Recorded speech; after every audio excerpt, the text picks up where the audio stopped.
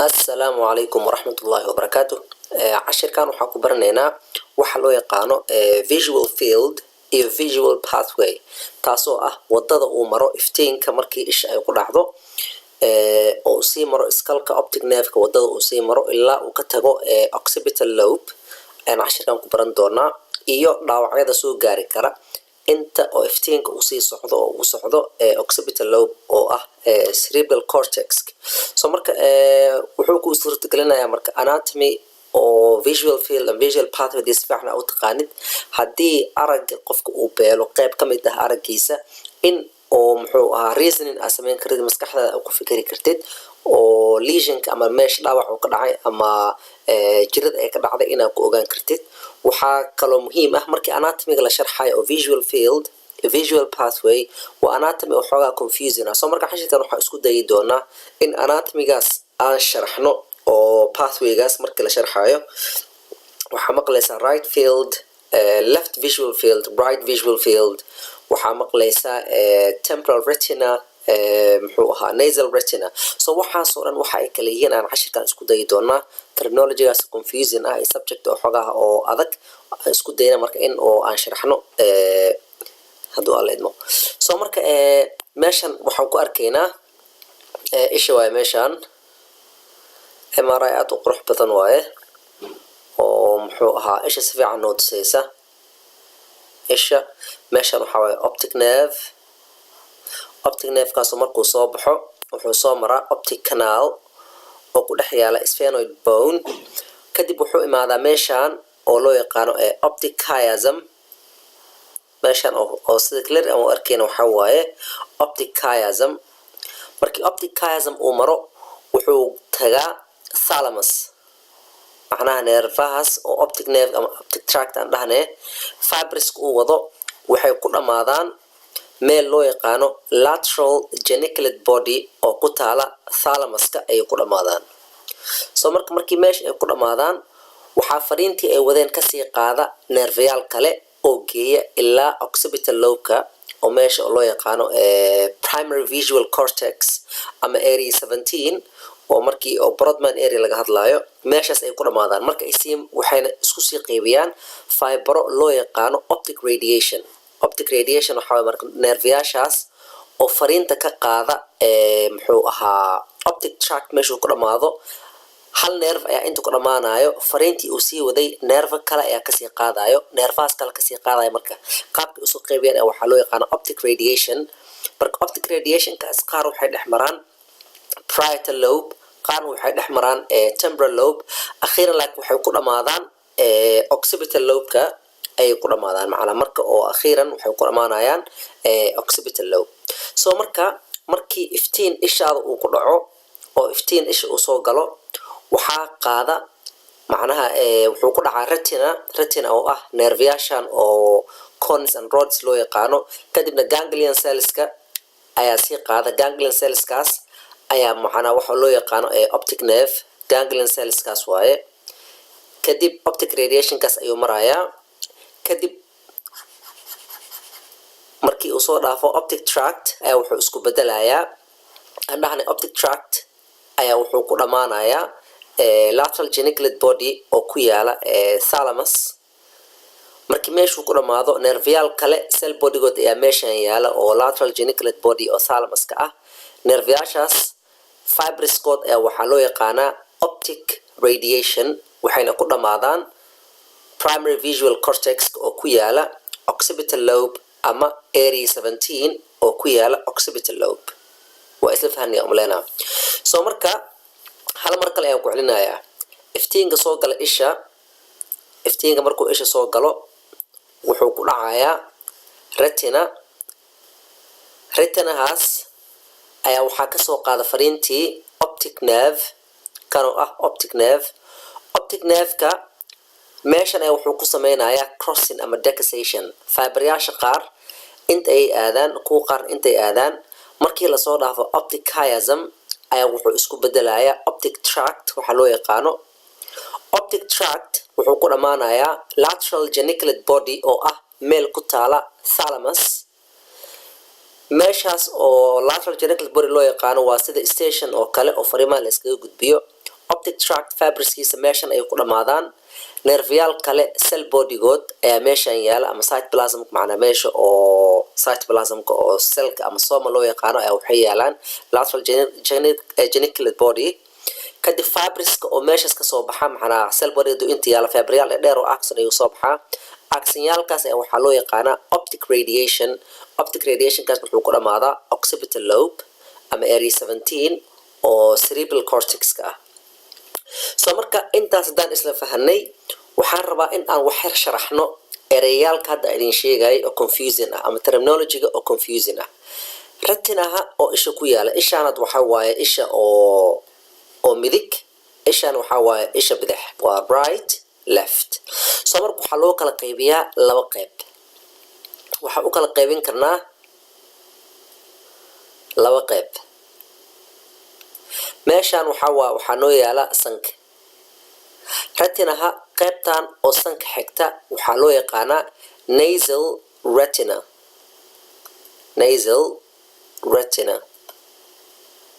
waa isafahaniya umaleynaa sidoo kale kan laba qayb ayaan u kala qaybin karnaa saasaan u kala qaybinaynaa marka qaybtan oo sanka soo xigta oo labadan qayb macna kan sanka soo xiga oo midig iyo kan sanka bidix soo xiga waxaa loo yaqaanaa nasal retina kan xiga dhanka wejiga dhankiisa kale macnaha oo lateral dhanka geeska xiga waxaa loo yaqaanaa temporal retina mar labaad ayaan ku celinaynaa retinaha qaybta sanka soo xigta macnaha retinaha oo ishaada ku taala qaybta sanka soo xigta waxaa loo yaqaanaa nasal retina oo kan midig iyo kan bidixda macnaa nasal retina oo laba ah iyo temporal retina oo ah dhanka macnaa areada geeska xigta oo isha waxaa loo yaqaanaa temporal retina sababta arrintaas u sharxayna waxay tahay oo aan rabno in aan fahanno markii visual field waxaa loo yaqaanaa ishaan oo bidix waxa ay aragto for example laba qayb haddaan u kala qaybino macnaa visual field ishaada oo midig hadaa xirtid ama ishaada bidix hadaa xirtid hal qayb oo kale ay arkaysa laakiin markii labada ay furan yihiin visual field oo waxaa leedahay oo wax badan oo wejigaaga aa arkaysid soo marka temporal retina oo qaybtan aan ku tilmaanay waxay aragtaa qaybta oo loo yaqaano nasal temporal field temporal retina waxay aragtaa nasal temporal field ha isku qaldin marka temporal retina nasal temporal field nasal retina oo ah qaybtan waxay aragtaa temporal visual field markale aan ku celiyo si inoo fududaato nasal retina oo ah qaybtan oo retina oo sanka soo xigta waxay aragtaa qaybtan geeska xigta visual field gees macnaa visual field oo dhanka temporalka xiga ay aragtaa temporal retina oo ah temporal retina macnaa qaybtan retinaha oo geeska soo xigtane waxay aragtaa nasal visual field iyo nasal retina laba shay oo kala duwan waay macnaa muhiimada u socona waxay tahay inaad kala fahamtid nasal retina iyo nasal visual field isku mid ma ah temporal retina waxay aragtaa nasal visual field nasal retina waxay aragtaa temporal visual field mar labaad intuna waa isku mid nasal retina oo ah qaybtan oo retina ah waxay aragtaa temporal visual field oo ah qaybtan oo dhankan ka xigta oo wejigaaga macnaa markii aad fiirinaysid nasal retina temporal visual field temporal retina oo ah qaybtan oo retina ahna waxay fiirisaa nasal visual field waa isafahaniya umleynaa nasal retina temporal visual field temporal retina nasal visual field dhowr badan ayaan ku celiyay sababta aan ugu celcelinayna waxay tahay dad badan ayaa confuse ku sameeya oo isku qalda waxa laga wado visual field ama nasal visual field iyo temporal visual field soo hadda waxaan u maleynayaa maadaama aan ku celcelinay dhowr jeer inaa ila fahamteen mar kale oo last ayaan ku celinayaa si oo muxuu ahaa iskula fahano waxaan dhahnay qaybta retina oo soo xiga sanka waxaa loo yaqaanaa nasal retina qaybta geeska xigta waxaa loo yaqaanaa temporal retina temporal retina oo ah qaybtan geeska xigta oo retina waxay aragtaa nasal visual field macna visual fieldiga oo sankaaga soo xigta macna cross way macna saasoo kale ay cross u yihiin soo marka qaybtan oo temporal retina ah waxay aragtaa nasal visual field nasal retina oo ah qaybtan retina ah waxay aragtaa temporal visual field si la mid ah temporal retina oo geeskan ah waxay aragtaa nasal visual field qaybtan oo soo xigta retinal nasal retina loo yaqaan waxay aragtaa temporal visual field haddii aad ku wareertay jooji gadaal u celi si fiican aad u fahamtay si tartiib ah oo muxuu ahaa terminology-gaas haddaa fahamtid wax badan ayuu ka saacidayaa muxuu ahaa anatomic and visual field pathways soo marka waa soo sharaxnay waxaan dhahnay waa temporal retina nasal retina anatomigiisa waxaa waaye temporal retina waxaa waaye retina qaybta geeska soo xigta nasal retinana waxaa waaye qaybtan oo sanka dhankiisa xigta macnaha isha markaa fiirisid dhanka oo sanka ayay xigtaa temporal visual field waxaa waaye araggaaga qaybtiisa areada oo geeska xigta oo uu arkaayo nasal retina nasal visual fieldan waxaa waaye qaybtan oo areada oo aragtidaada nasal visual field waxaana arka temporal retina ayaa aragta soo marka intaas waxaan umaleynaa isla fahnay soo marka markii visionka meeshan uu kusoo dhaco dhankan retinaha ayuu visionka kusoo dhaca ama waxa lightka ah ama iftiinka ah kadib wuxuu soo maraa optic nerve saan waxaan ka hor soo sharaxnay optic nerve markii uu soo marayo sphenoid bone ama laftan sphenoid bone-ka oo complex ah ayuu soo maraa meel loo yaqaano optic canal macnaa kanaal yar ayuu leeyahay oo ku dhex taala sphenoid bone kadib ayuu iskalka soo dhex galaa oo uu imaadaa meeshan oo ah optic chiasm pituitary gland ayaa ka koreysa macnaa pituitary gland ayaa ka hooseysa aan dhahne pituitary gland ayaa ka hooseysa korkiisa ayuu maraa marka meeshan aan arkeyno waxaa ka hooseeya oo hoostiisa ku yaala pituitary gland so sometimes waxaa jira pituitary gland cancer ama muxuu ahaa malignancy meesha ka dhaca oo pressure gareeya meeshan oo chiasm-ka ah oo keena in qofka visual loss oo qayb ka mid ah ishiisa uu lose gareeyo areado aragtidiisa waa noo imaan doontaa cashirka ee dhammaadkiisa insha allah soo marka muhiimadda waxay tahay inaad ila fahamtid temporal retina nasal retina temporal visual field nasal visual field optic nerve ayaa soo qaada optic nerve-ka chiasm ayuu imaadaa chiasm markuu imaado wuxuu isku bedelaa magaciisa optic tract wuxuu ku dhammaadaa lateral geniculate nucleus ama lateral geniculate body kadib lateral geniculate body cellska kasoo qaada ama fibroscod waxay isku bedelaan optic radiation kan waxaa laga wadaa macnaha cellskaas radiation saan oo kale macnaha fibers oo waxay noqonayaan oo macnaha fidsan oo spread ah oo qaar ay soo maraan temporal lobe qaarna ay soo maraan muxuu ahaa parietal lobe kadibna waxay ku dhamaadaan primary visual cortex ama area 17 oo occipital lobe-ka ah intaan marka oo hadda waqtiga badan aan ku dhuminay oo slide-kan ah haddaa fahamtid cashirkan inta ka dhiman fudeed zaid ayuu ku noqon doona inaa fahamtid laakiin haddaadan fahmin conceptiga oo aan ku sharxayno macnaa slide-kan way kugu adkaanaysaa inaad fahamtid visual pathways oo isku day marka inaad joojisid si fiican u fahamtid haddaa fahamteena hore waa u socon kartaa soo marka kan waxaa waaye marka diagram yar oo isha ah isha waxaa waaye meeshan oo cornea iftiin wuxuu kusoo dhacaa cornea kadib wuxuu soo maraa meeshan oo loo yaqaano anterior chamber iyo posterior chamber oo ay ka buuxaan macnaha aqueous liquid ayaa ka buuxa meeshan waxaa waaye muxuu ahaa iris muscle marka isha aad fiirisid dadka indhahooda qaar indhahooda oo brownka ah dadka qaar indhahooda oo muxuu ahaa dahabiga ah dadka qaar indhahooda bluega ah meeshan waxaa waaye iris musclekaas marka wuxuu kala qaybiyaa anterior chamber iyo posterior chamber meeshan waxaa noogu yaala marka ciliary bodygaas oo soo saara aqueous fluidka oo sidoo kale controla fibers kasoo baxa oo controla lenska waxaa waaye sida okiyaal oo kale oo isha kugu dhex jira oo connective tissue ah oo muxuu ahaa iftiinka meeshan soo gala ku aadiya meesha oo muxuu ahaa macula ama fovea ayuu ku aadiyaa macnaha focus ayuu sameeyaa cashir ayaan ku sharxi doonaa muxuu ahaa lenska iyo shaqada uu qabto iyo dadka cataract uu ku dhaco inuu mas-uul ka yahay lenska oo aan shaqaynaynin ama duqoobay oo light aan soo dhex maraynin. meeshan waxa waaye vitreous chamber waxaa ka buuxa waxa uu sida gel oo kale ah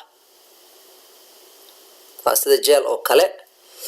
so marka isku qaldin anterior chamber iyo posterior chamber waxa way qaybtan hore oo aqueous liquid uu ka buuxo qaybtan waxa ka buuxa vitreous macna humor ama liquid oo uu ku yaalo qaybta gadaal oo ka dambaysa lenska ayuu ka dambeeyaa kadib iftiinka meeshan soo socday wuxuu imaadaa retina. meeshan retina marka wuxuu ka kooban yahay dhowr nooc oo sel ah salyaal oo loo yaqaan cone oo kuwaan aan ka wadno waa cones iyo kuwaan loo yaqaan rods. kuwa coneska ah waxay arkaan waxa kalarka ah coneskan waxay arkaan waxyaalaha oo greyga ah so marka iftiinka markii meeshan uu ku soo dhaco waxay sii maraan macnaha cellskan ayaa macnaha arko oo tarjumo waxa meesha ku soo dhacay ayagana waxay usii gudbiyaan cells kale oo ayagana oo neuron ah oo loo yaqaano bipolar cells.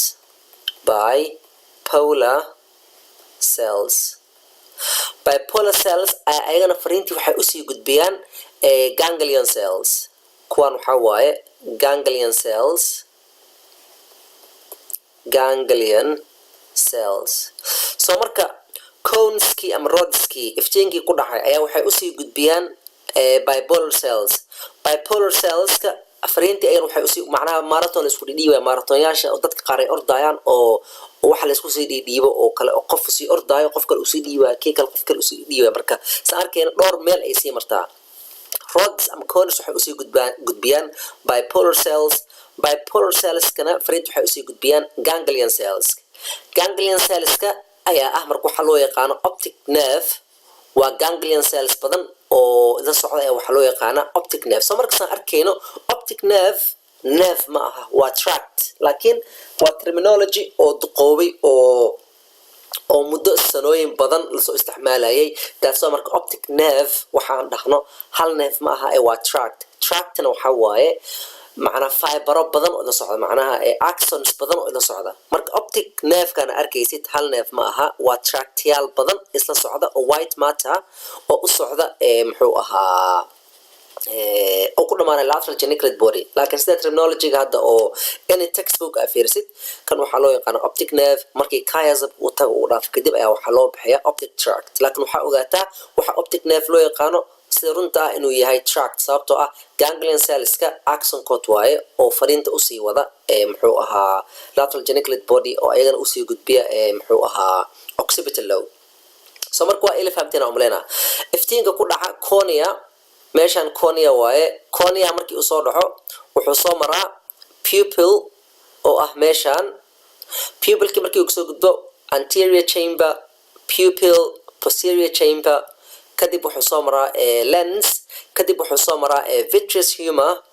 kadib ayaa wuxuu imaadaa marka cones iyo rods marka meeshan waa meel cajiib ah sababtoo ah waxaa isweydiinaysaa why oo muxuu ahaa optic nerve oo fariinta sii qaadaya ama ganglion cells oo fariinta soo qaaday hore u soo jiraan fariinta maxay macna uu markii hore u tagi weysay muxuu ahaa cones and rodska markay hore macna maxay hore u imaan waayeen laakiin xikmatullah macna xikmada ilaahay ayaa muxuu ahaa aad cajiib u ah oo physiologically qaabka ugu fiican oo iftiinka loo gudbin karo ayaa qaabkan ah in rods iyo coneska oo gadaal ay joogaan bipolar cellska dhexda ay ku jiraan kadibna ganglion cells meeshan ay ku soo qaadaan that's why marka haddii isha aad ku fiirisid fundoscope oo meeshan optic nerve-ka uu ka soo baxayo isha gadaasheed oo aysa tahay meesha loo yaqaano blind spot macnaha waxaa jira ishaada hal meel oo waxaan arkaynin oo indhoola ah waa qaybtan optic nerve-ka ka qaadaya sababtoo ah meeshan hadda aan ku sawirnay cones iyo rods waxaa xasuusnaataana meeshan inuu ku yaalo macnaha qaar badan inta dhan ay ku yaalaan oo kuwaan oo kale ah intoo dhan ay ku safan yihiin meeshan dhan ay ku safan yihiin macnaha meeshan ayuu ku yaalaa laakiin halkan meel oo optic nerve-ka uu kasii baxaayo waa blind spot waa meel aan waxba arkaynin oo haddii xataa qof examination aad ku samaynaysid oo fartaada oo aawadid ama pinhole oo yar oo aad qaadatid oo qofka aad sii wadid waxaa la gaarayaa meel qofkuusan waxba arkaynin trickyaal jira marka blind spot oo ku fiirin kartid YouTube xataa dadka qaar ay ku sameynayaan blind spot ko ishaada mise ku aragtid waa meesha optic nerve-ka uu kaga baxayo ish soo marka kan waxa waaye wixii hadda aan soo sheegnay oo farwaaweyn ah iftiinka wuxuu soo marayaa macnaa vitreous humor kadib gadaal ayuu ku dhacayaa cones iyo rods kadib bipolar cells ay fariint usii gudbiyaan bipolar cells fariint waxaa kasoo qaada ganglion cells waxay isku bedelaan waxa loo yaqaano optic nerve macnaa imaatinka oo axonskan waxay noqonayaan optic nerve soo marka sa aragnay xayawaanada qaar ishood waxay ku taalaa laba meel isku dhow xayawaanada qaarna waxay ishood ku taalaa laba meel oo kala fog macnaa saas macnaa kala fog oo distance sida anaga bani aadamka oo kale ah waxaan arkaynaa in oo shimbirtaan macnaa aan isku mid nahay macnaa waxaa loo yaqaanaa mononuclear vision iyo binocular vision macnaa waa iska interesting factor interesting waxaana macnaha dadka qaar scientist ay ku tarjumaan in mononuclear vision uu aad ugu fiican yahay in oo qofka uu judge gareyn karo depth macnaa wax meel uu jiro oo target fiican oo muxuu ahaa fiican uu ku sameyn karo resolutionkiisa laakiin xayawaanada qaar oo leh binocular vision muhiim uma aha resolution oo sare ama depth inay qiimeeyaan muhiimadooda waxay tahay visual field oo aad iyo aad u ballaaran inay lahaadaan sababtan waxaa lagu sheegaa inay fiiriyaan in xayawaan uu cuni rabo oo kale saan xayawaankan arkayno waxaa cuno xayawaano badan libaaxa macnaa xayawaanadan oo cats oo waaweyn oo dhan ayaa macnaa ugaarsada si marka ay ku arkaan haddii la ugaarsan rabo ayaa waxay leeyihiin binocular vision kaasoo ah laba il oo kala tagsan il kasto visual field oo aad u ballaaran ay leedahay laakiin bini aadamka iyo xayawaano badan gaar ahaan kuwa waxa oo muxuu ahaa ugaarsada waxay leeyihiin mononuclear vision oo hal meel oo ay ku fiirin karaan oo resolution aad u fiican leh oona depthigood ay ku macnaha qiimeyn karaan si ay u cunaan ay u qabsadaan soo marka visual pathwaygii marka aan soo sharaxnay ayaan meeshaan si detail ah ku sharxi doonaa si aan ku ogaan karno haddii meesha oo lesion ama dhibaata ay soo gaarto aan ku fahmi karno soo marka visionka wuxuu kasoo bilowdaa retina macnaa wuxuu soo maraa macnaa cornea anterior chamber posterior chamber lens vitreous humor kadibna wuxuu imaadaa macnaa pigmented layer oo ah cones iyo rods ayuu imaadaa kadibna wuxuu tagaa macnaha muxuu ahaa neuronal layer bipolar cells iyo ganglion cells ay u gudbaa soo marka waxaa ogaataa retina waxaan ka wadaa qaybtaas oo gadaal iftiinka soo qaada kadib waxaa soo qaada optic nerve saan hore usoo aragnay optic nerve markuu fariinta soo qaado waxay imaadaan chiasm oo ah meeshii oo fariinta oo crosska uu sameynayay oo MRI imagekii aan ku bilaabayn aan ku arkaynay waana saan crosska ah soo markaasaan arkayno meeshaan waxaan ku sameynay color code sababta colorkan u sameynay waxay tahay retina markii uu soo qaado midkan waxaa kasoo qaadaa isha inuu yahay hal il ayaa kasoo qaadaa tan inay tahay tanna waxaa kasoo qaadaa hal il inay tahay soo marka cashirka markii aan bilaabeynay waxaa idinku soo sharxay waxa loo yaqaano nasal retina iyo temporal retina in nasal muxuu ahaa visual field iyo temporal visual field soo marka gaduudkan macnaha arrowgan oo gaduudka ah iyo arrowgan oo cagaarka ah waxay noo matalayaan muxuu ahaa nasal visual field iyo muxuu ahaa temporal visual field xasuusnoo marka color codekaas inuu kaas noo yahay sababta aan ka wadnana waa isla garan doonaa sababtoo ah markii fariinta meeshan ay soo raacdo temporal retina iyo nasal retina fariinta ay soo qaadaan hal meel ma wada aadaan ee meelo kala duwan ayay aadaan taas waxay tahay kan waxaa waaye aan annotation u sameeyo kan oo temporal retina waaye gaduudka kan cagaarka waxaa waaye nasal retina I hope istilna xasuusan tahay waxa uu yahay nasal retina cashirka ayaan kusoo bilaabnay waqti badan aan kusoo qaadanay inaan sharaxno soo marka gaduudkan waa nasal retina gaduudka waxaa waaye temporal retina cagaarkan waxaa waaye nasal retina si la mid ah kuwan kan waxaa waaye muxuu ahaa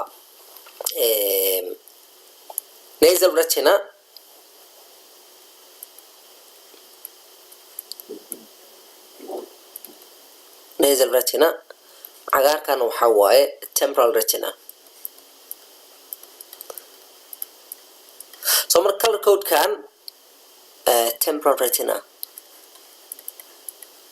So cagaarkan gaduudka marka wuxuu noo taagan yahay meeshay aadi doonaan ma aha nasal retina iyo temporal retina. So waxa tusno gaduudka iyo cagaarka waxay noo noqon doonaan meeshay aadi doonaan markii oo aan sii sharaxnay aan ku fahmi doonaa. So markii optic chiasm la gaaro fibers oo ka yimaado temporal retina tan waxa waaye temporal retina macna geeska uu soo xigaa kan wuxuu soo xigaa sanka macna kan waxa waaye right eye kan waxa waaye left eye. So marka fariinta ay soo qaado temporal retina oo ku taala isha bidix iyo fariinta ay soo qaado nasal retina oo isha midig waxay aadaan qaybta bidix ee maskaxda. marka aan ku celiyo visual pathway-ga temporal retina oo isha bidix iyo nasal retina oo isha midig waxay soo aadaan dhanka bidix oo maskaxda. si la mid ah nasal retina oo isha bidix iyo temporal retina oo isha bidix waxay soo aadaan dhanka midigta ee maskaxda. So marka sa arkays marka meeshan waxa kaaga soo baxaya waxay tahay nasal retina oo isha bidix ama midig mar walbo dhanka kale ay cross u samaysaa. ina fahamtay aan umaleynaya macnaha qaybta nasal retina oo aragta temporal visual field nasal retina oo aragta temporal visual field iftiinka ay soo qaado dhanka kale ayuu aadaa. si la mid ah kana waa arkaynaa isha oo midig muxuu ahaa nasal retina oo wada temporal visual field oo isha bidix ah wuxuu soo aadaa dhanka bidix ee maskaxda. I hope ina fahamteen. mar kale ayaan ku celinayaa nasal retina mar walbo dhanka opposite ayuu aadaa temporal retina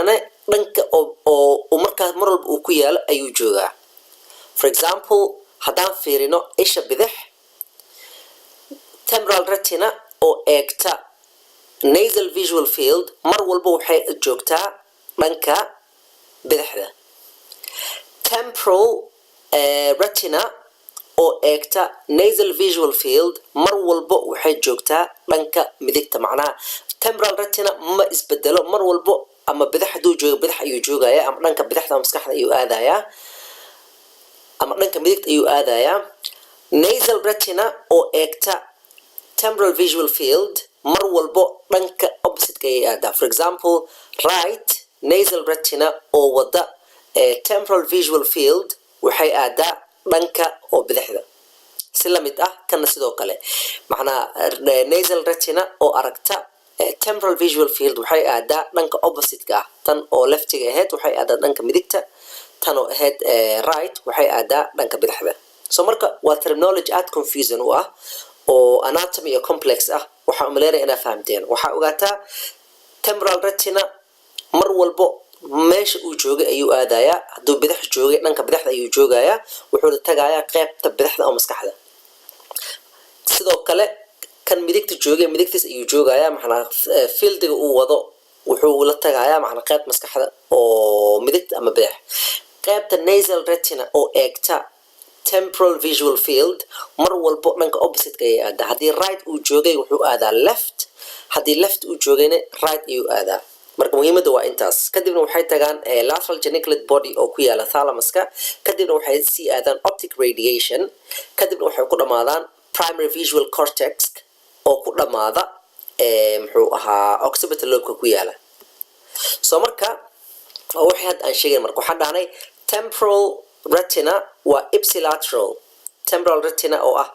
qaybtan oo retina ah qaybtan retina ah waa ipsilateral. ipsilateral oo laga wado dhanka uu joogay ayuu joogaa. haddii midig uu joogay midigta dhanka midigta oo maskaxda oo visual cortex ayuu aadaa. si la mid ah kan laakiin kan oo nasal retina ah mar walba opposite ayuu aadaa macnaa contralateral ayuu aadayaa. haddii bidix uu joogay dhanka midig ee maskaxda ayuu aadayaa haddii dhanka midig uu joogayna dhanka bidix oo maskaxda ayuu aadayaa. soo marka visual fieldiga oo nasal retina ay wado opposite ayuu aadaa. temporal retina visual fieldiga uu wadane wuxuu aadaa qaybta ipsilateralka ah ama isla geeskii uu joogay. hal mar kale ayaan ku celinaynaa si oo haddii aa u baahid aa ugu soo laabatid. nasal retina oo xambaarsan fariinta oo temporal visual fieldiga ah mar walbo dhanka cagsi ayuu aadaa. haddii midig uu joogay bidix ayuu aadaa, haddii bidix uu joogayna midig ayuu aadaa. temporal retina oo wada nasal visual field mar walba waa ipsilateral, kaasoo laga wado ma isbedelo, halkii meel uu ku bilowda ayuu ku dhamaadaa. haddii bidix uu ku dhamaaday bidix ayuu ku dhamaadaa, macnaa qaybta occipital lobe oo bidixda ayuu aadaa. laakiin nasalka waa kala duwan yahay oo meel cagsi ayuu aadaa. soo marka si aan ku sharaxna arrintaas waxaan ku fiirinaynaa sawirkan. sawirkan waxaa waaye Google Earth oo ah magaalada Muqdisho. soo marka haddii qof sawirka saan u fiirinayo oo magaalada oo Muqdisho oo indhihiisa wax problem aysan lahayn, labadiisa visual fieldiga oo nasal visual fieldskiisa iyo temporal visual fieldigiisa oo isha midig isha bidix kulli ay shaqeynayaan, saan ayuu sawirkan u arkayaa. marka maxaa dhacayo haddii qofka isbedel uu ku dhaco ishiisa? soo marka waxyaalo badan oo journeygaas ama safarkaas uu galayo muxuu ahaa visual pathwayga ayaan ku arki doonaa oo qaladaad uu ku imaan karo. soo marka sawirkan waxaa ula soo laabataa muxuu ahaa reference oo kale oo kuu sheegaya meesha cilad ay ka dhici karto haddii nasal retina ama temporal retina dhaawac ay soo gaartay ee visual fieldiga oo dhaawac uu soo gaarayo. xasuusnow nasal retina mar walba waxay xambaarsan tahay temporal visual field, temporal retina mar walba wuxuu xambaarsan yahay nasal visual field. soo marka haddii qof hal il uu beelo oo kale, macnaa dhaawac wuxuu ka dhici karaa hal il oo keliya qofka inuu beelo. taas waxaa keenaya qofka optic nerve dhaawac inuu kasoo gaaro. haddii optic nerve dhaawac uu kasoo gaaro hal il ayaa beelaysaa. for example waxaa dhici karto central retinal artery oo dhexgala optic nerve dhexdiisa dhexmara, haddii qofka oo stroke oo kale uu kaga dhaco hal il ayuu beelayaa. sidoo kale diabetes waxaa laga yaabaa dhaawac inay gaarsiiso optic nerve. multiple sclerosis waxaa laga yaabaa dhaawac inuu gaarsiiyo optic nerve oo qofka hal il dhaawac uu kasoo gaaro. kabaran haddii meeshan tumor ama wuxuu ahaa cancer uu ku dhaco muxuu ahaa pituitary gland, oo pituitary glandkii oo uu balaarto uu soo weynaado oo hoos yaalay oo kor usoo baxo. saa hor usoo sheegnay nasal retina meeshan waxay ku samaysaa decussation ama in oo meeshan isku weedarsan, kuwii oo midigta ka yimid dhanka bidix ay aadaan, kuwa bidix ka yimid dhanka midig ay aadaan. soo marka haddii meesha dhaawac uu soo gaaro waxaa dhaawac uu soo gaaraya fibryaskii, macnaa fibriskii oo labada dhinac u kala socday, kuwii midigta u socday kuwii bidixda u socday. soo marka maxaa meeshan ka lumaya? waxaa lumaya fariintii ay wadeen. haddii nasal retina fariintii ay wada ee lunto maxaa dhacaya? qofka indhoola inuu ka noqdo temporal visual field oo dhankan inuu qofku wax ka arki waayo, iyo dhankan sababtoo ah burada meeshan ku taala waxay pressure saartay fibriska oo labada gees u kala socday, macnaa boostejadii labada meel layskaga gudbaya ee dhaawac soo gaaray. marka fariintii ay wadeen oo labadaas meel ka yimid temporal visual field oo right eye ah iyo temporal visual field oo left eye ah ayaa lumaya. marka labadaas meel ayuu qofka dhaawac kasoo gaaraya. haddii fariinta oo optic radiation dhaawac uu soo gaaro maxaa dhacaya? optic radiation xasuusnoo markii lateral geniculate body oo thalamus ku yaala, fibrasyaasha labadan meel oo dhan ma luus gareynaysay, sababtoo ah fiberyaasha oo temporal lobeka and parietal lobeka qaar kor ayay maraan qaarna hoos ayay maraan. waxaa loo yaqaanaa Mary's loop iyo Peyer's patch. soo marka markii meeshan usoo socdaan marka Mary's loop ayaa waxaa dhacaya waxaa loo yaqaano muxuu ahaa quarter, macnaa meeshii oo visual fielding oo dhan oo meeshan luus gareyn lahayd ma luus gareynaysid. waxaa luus gareynaysaa for example ishaad markii dhankaan aa fiirisid right visual field ama left visual fieldiga hal qayb ka mid ah. haddii saasaan u kala qaybino hal qayb ka mid ah ayaa laga yaabaa inaad luus garaysid. soo marka dhaawaxyaasha waxay soo gaari karaan meelo badan oo visual fieldiga. soo marka haddii examination saxa qofka lagu sameeyo oo lagu ogaan karo dhaawac beesha uu soo gaaray. haddii qofka thalamus dhaawac uu kasoo gaaro asana waxaan qiyaasi karnaa in oo muxuu ahaa oo lateral genital body oo dhaawac uu kasoo gaaro in oo bitemporal hemianopia oo kale qofka uu ku dhici karo haddii temporal lobe oo qofka stroke kaga dhaco ama laga gooyo surgery lagu sameeyo dadka qaar oo epilepsy qaba oo lagu sameeyo dhaawacaas waxaa laga yaabaa asagana inuu ku dhaco qayb ka mid ah visual fields oo qayb ka mid ah inuu lose gareeyo kan kor ama kan hoos sidoo kale qofka stroke hadduu kaga dhaco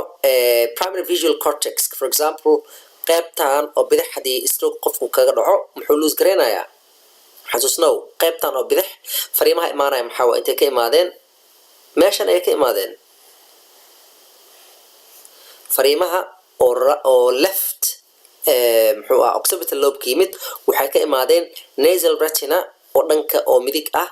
iyo temporal retina oo dhanka bidixda ah soo marka qofka waxaa ku dhacaya in labadaas meel visionkii ay wadeen oo lose gareeyo soo marka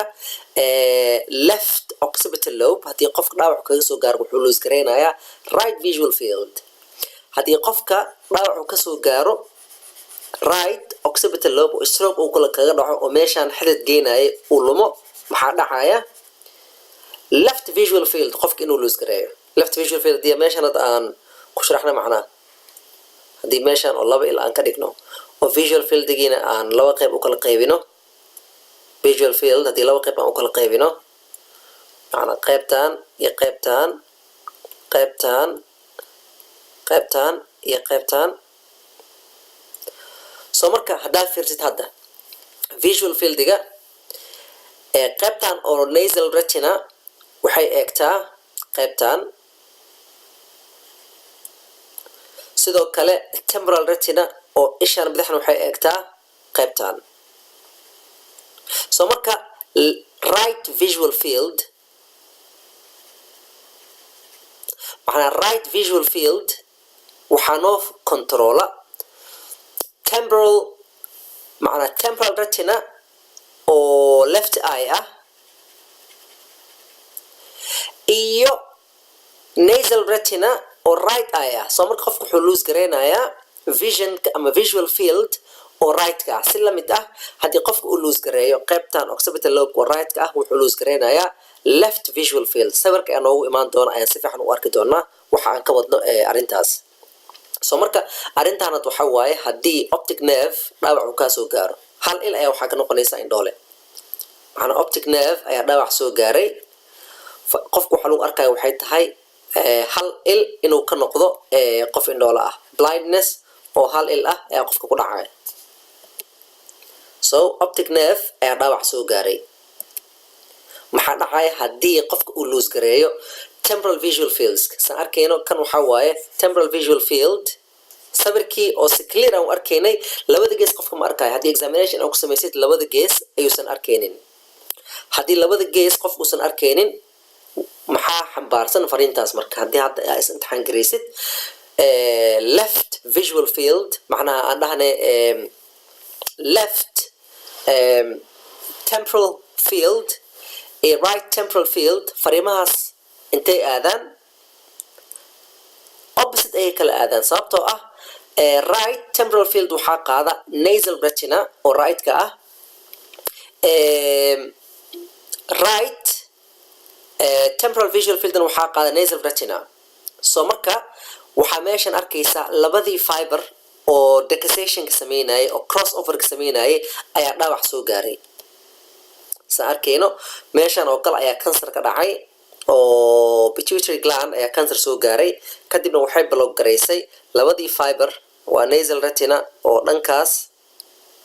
nasal retina ahaan oo fariimaha oo dhanka kale u waday nasal retina oo dhankan u waday ee dhaawac soo gaaray taas waxay keentay qofka labada gees inuu indhool uu ka noqdo laakiin dhexda caad ayuu arkayaa laakiin labada temporal visual fields ayuu macnaha qofka lumiyey sababtoo ah fariimihii oo labada gees kala aadaya ayaa lumay laakiin labada fariimo oo dhexda yaala oo ay xambaaraan temporal retina caad ayuu noogu fiican yihiin macnaha right temporal retina wuxuu aadaa right left temporal retina wuxuu aadaa left meesha dhaawac ma gaarin sababtoo ah labada gees ay noogu yaalaan kan geeskiisa ayuu ku socdaa kanna geeskiisa ayuu ku socdaa laakiin fiberskii oo decussation-ka sameynaya ee dhaawac gaaray that's why fariinta aysan u gudbaynin meesha dhexda oo terminalka ah ayaa dhaawac gaaray marka oo labada gees oo qofka uu ku loos gareeyay maxaa dhacaya marka haddii qofka oo right visual field uu loos gareeyo isweydii haddii qofkaanaad waxaa arkaynaa waxaa ku dhacay right visual field macnaa right visual fieldkiisa ayaa loos garoobay maxay kula dhacday meeshaan inuu dhacay meeshaan soo marka su-aasha koowaad isweydiinaysa waxay tahay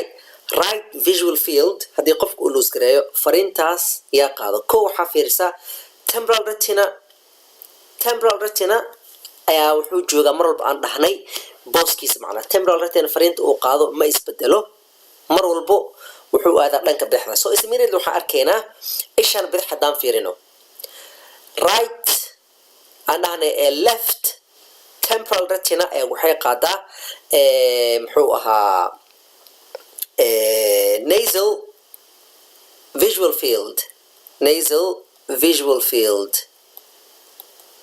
nasal visual field oo dhankan oo right-ka ah waxaa noo qaada temporal retina oo isha dhankan noogu taalay soo marka isla markii waxaa ogaanaysaa marka dhaawac inuu soo gaaray occipital lobe ama optic radiation muxuu ahaa fariimihii macnaa u socday dhanka bidixda ah ayaan sii gudbaynin fariimaha dhanka midigta u socda waa caadi sababtoo ah qofkan caadi ayuu u arkayaa temporal muxuu ahaa visual field oo ay sii qaadaan nasal retina kan waxaa sii qaada temporal retina oo ishaan ah oona ah nasal visual field macnaa left visual fieldiga waa okay laakiin right visual fieldiga ayaa muxuu ahaa dhaawac uu soo gaaray taasla markii waxaa arkaynaa marka dhanka bidixda ah dhaawac inuu soo gaaray oo fariinta aysan u gudbaynin muxuu ahaa occipital lobe oo dhanka bidixda ah inuu dhaawac yahay macnaa meeshan ayaa dhaawac soo gaaray si la mid ah haddii qofkan oo qaybta bidixda uusan arkaynin labada gees